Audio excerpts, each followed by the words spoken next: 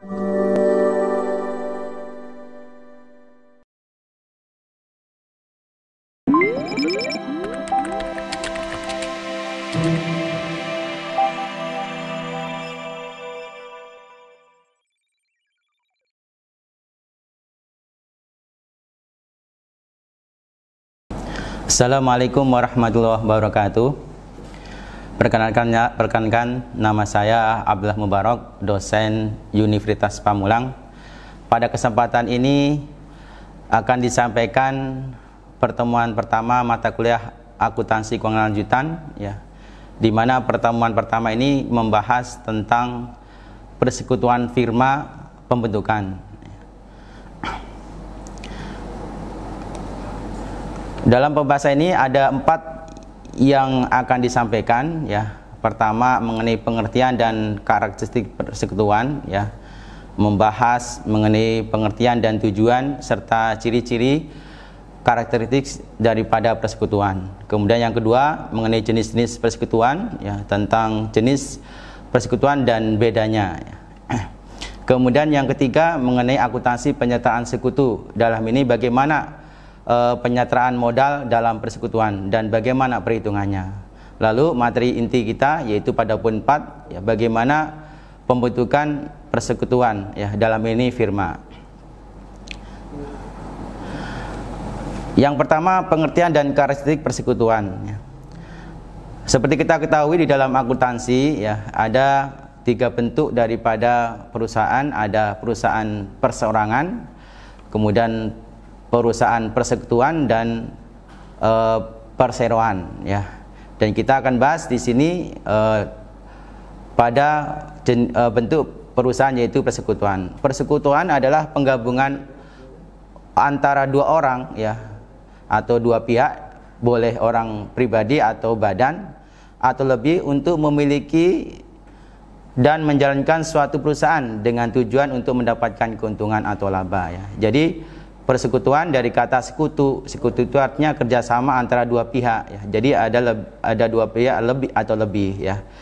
Baik itu orang pribadi ataupun orang yang sudah punya perusahaan, dalam ini badan, gitu, ya. Lah tujuannya adalah untuk mendapatkan laba, ya. Kemudian di dalam persekutuan ada karakteristik yang unik, ya. Yang pertama merupakan usaha bersama-sama, ya. Jadi apabila ada seseorang atau pihak secara bekerja sama secara bisnis, berarti ia bertindak untuk seluruh anggota persekutuan, ya. Jadi apapun yang dikerjakan atas nama bisnis berarti itu adalah atas nama persekutuan. Kemudian yang kedua jangka waktu terbatas, ya. Di sini apabila anggota persekutuan mengundurkan diri atau meninggal, maka secara otomatis persekutuan itu bubar, ya. Bubar karena ada yang mengundurkan diri atau meninggal, ya. Kemudian ciri berikutnya adalah tanggung jawab tidak terbatas, ya. Ya, artinya tanggung jawab daripada sekutu tidak terbatas hanya pada modal yang disetorkan, melainkan sampai harta pribadinya, ya. Jadi kalau persekutuan itu mengalami kolaps, ya, itu berarti harta pribadi daripada sekutu itu juga termasuk menjadi tanggungannya. Lalu karakteristik yang berikutnya adalah pemilikan kepentingan dalam persekutuan, ya. Anggota yang menginvestasikan kekayaannya berarti menyerahkan haknya untuk dipakai guna mencapai tujuan persekutuan, ya. Kemudian yang berikutnya mendapatkan bagian dari keuntungan, ya. Jadi laba rugi yang dibagikan kepada para anggota itu berdasarkan perjanjian yang sudah disepakati, ya. Biasanya dalam bentuk akte, ya. Kemudian maksudnya akte notaris, ya. Kemudian yang berikutnya bebas dalam menjual atau memindahkan haknya, ya. Jadi masing-masing peserta atau sekutu menjual atau memindahkan haknya atas modal yang dimiliki, ya, itu kepada pihak lain itu boleh saja, ya. Baik kepada anggota maupun untuk kepada anggota, artinya anggota persekutuan. Nah, tadi yang saya katakan di sini, jadi di dalam persekutuan itu ada 2 jenis, ya. Yang pertama adalah persekutuan firma, ya. yang biasa disingkat dengan FA ya. Ya. Jadi ada dua jenis persekutuan. Yang pertama persekutuan firma ya, atau general partnership atau biasa disingkat dengan FA ya.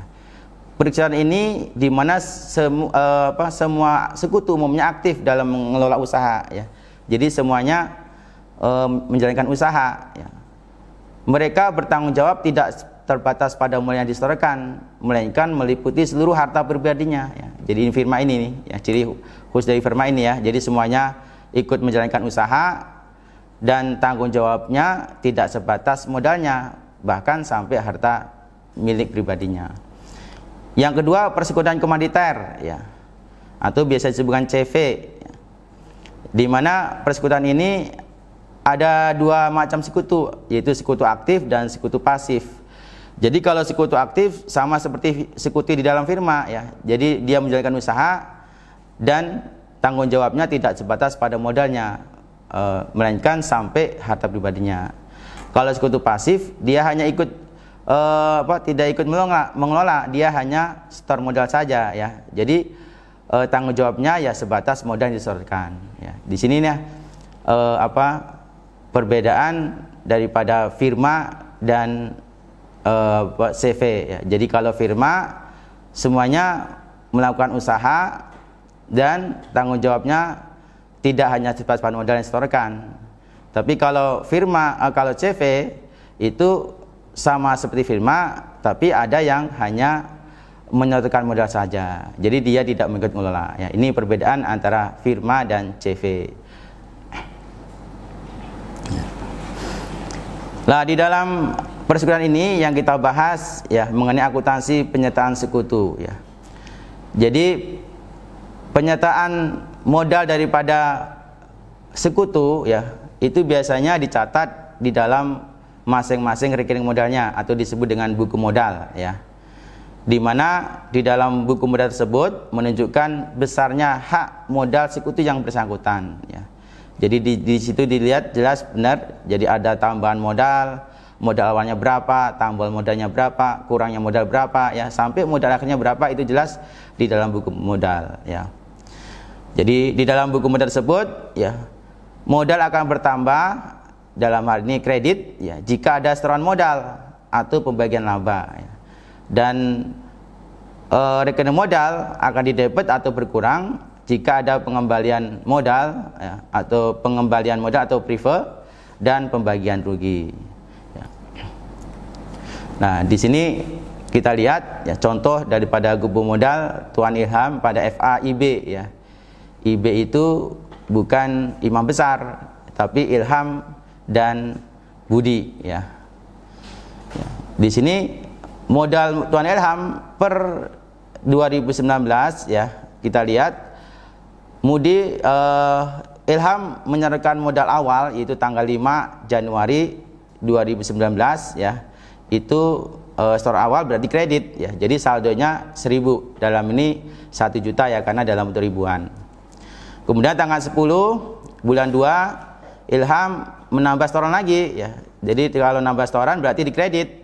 Jadi saldo modalnya bertambah menjadi 6 juta ya. Jadi atau 6.000. Jadi 1.000 ditambah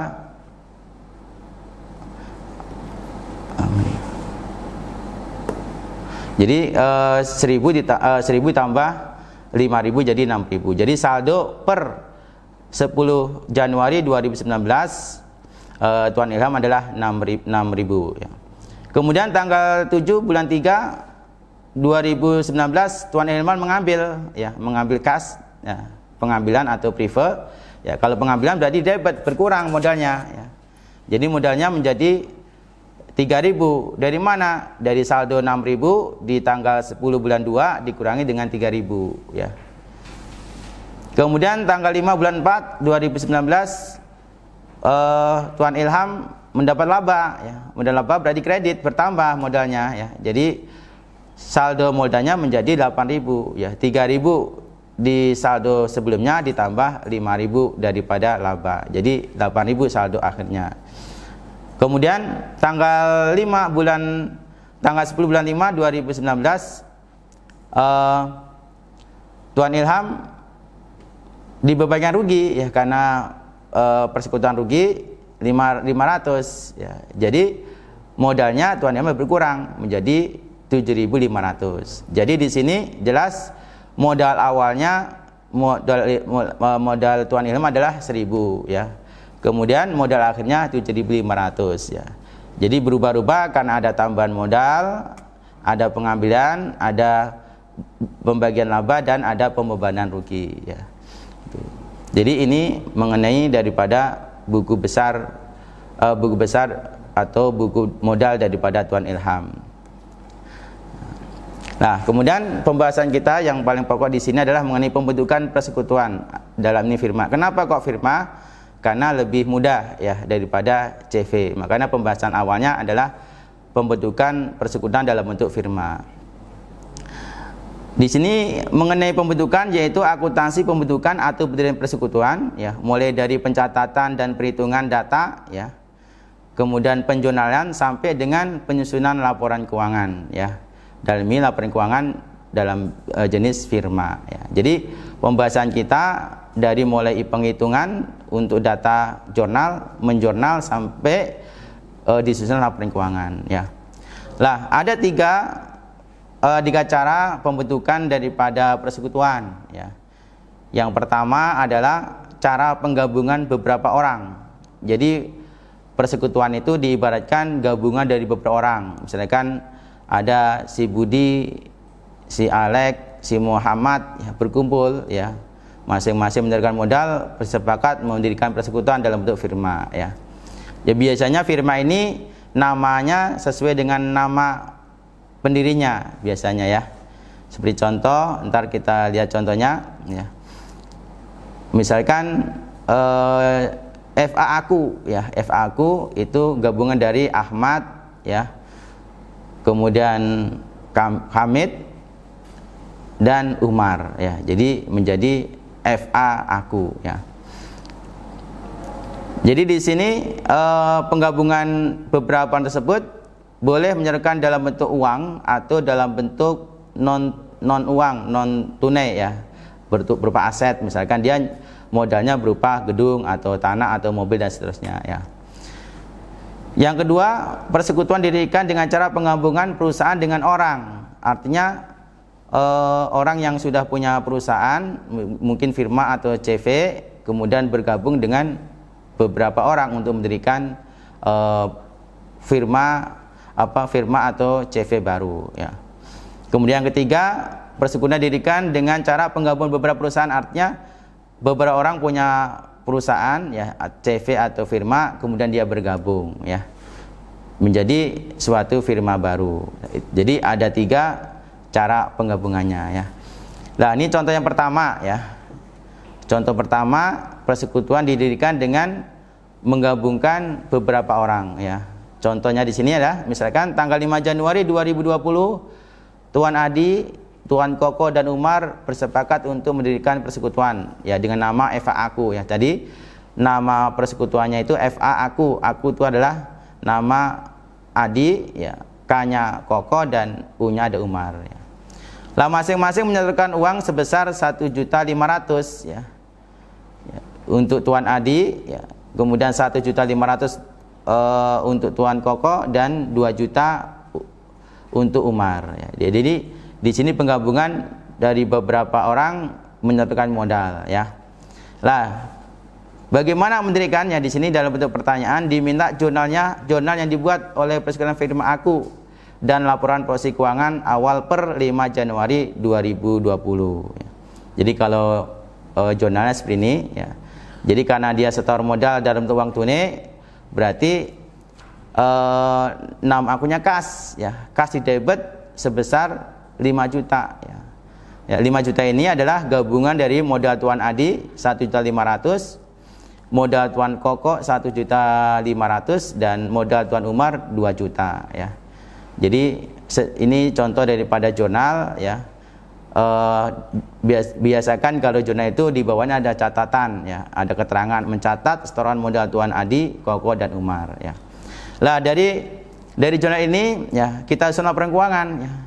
Harusnya sebelum menyusun laporan keuangan ke buku besar, posting ke buku besar, karena jurnalnya sedikit dan cukup mudah, jadi kita bisa langsung membuat laporan keuangan seperti ini ya. Jadi di sini laporan keuangan posisi keuangan ya, atau dulu namanya neraca ya. Jadi di dalam persekutuan FAku ya, laporan posisi keuangan itu per 5 Januari 20 kasnya 5 juta ya. Jadi total asetnya 5 juta, kemudian utangnya masih kosong dan modalnya ya. Jadi modalnya 5 juta. Jadi total liabilitas dan ekuitas ya, total utang dan modal 5 juta ya. Nah, ini pembahasan kita mengenai pertemuan pertama ya. Jadi terutama bagaimana pembentukan daripada persekutuan. Artinya di sini kita membuat laporan keuangan ya. Di sini contohkan dalam bentuk firma ya. Sampai di sini. Kalau memang ada pertanyaan dipersilakan ya. Nah, kalau nggak ada ya, insya Allah kita akan di pertemuan berikutnya ya. Saya akhirin, terima kasih. Wassalamualaikum warahmatullahi wabarakatuh.